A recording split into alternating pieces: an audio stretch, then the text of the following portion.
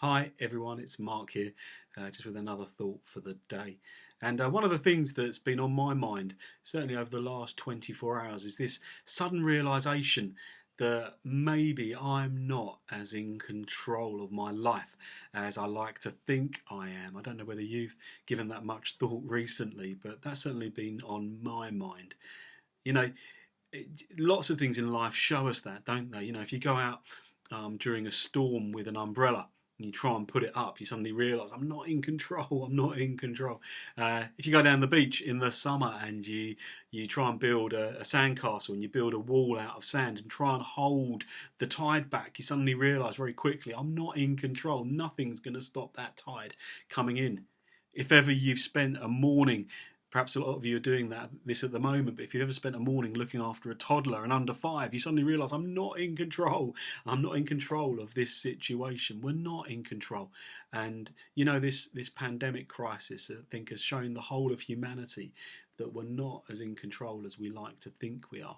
We think we're so smart with our technology and with our money and with our medical advances. We think that we can control the world, but we're not as in control as we like to think we are. But you know what? For us of faith, for Christians, that's all right, because we're not rudderless. We may not be in control, but we've got a God who is in control. I love how Jesus is described in the book of Colossians in the New Testament. Colossians 1 verse 17 says this about Jesus: He is before all things, and in him all things hold together. Jesus is before all things, and in him all things hold together. The truth for us Christians, the truth for the whole of humanity really, is that when everything looks like it's falling apart, when everything looks like we're not in control, Jesus is before all things. He came first. He's the strongest. He's the most powerful. He's sovereign. He's king. He's before all things. And in him all things hold together.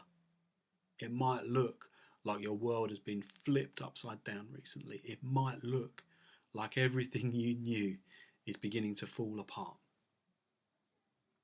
But in Jesus, all things hold together. Just allow that to go deep into your hearts today. Allow that to bring you the peace that God wants to bring you today. And maybe just memorize that today and keep repeating it.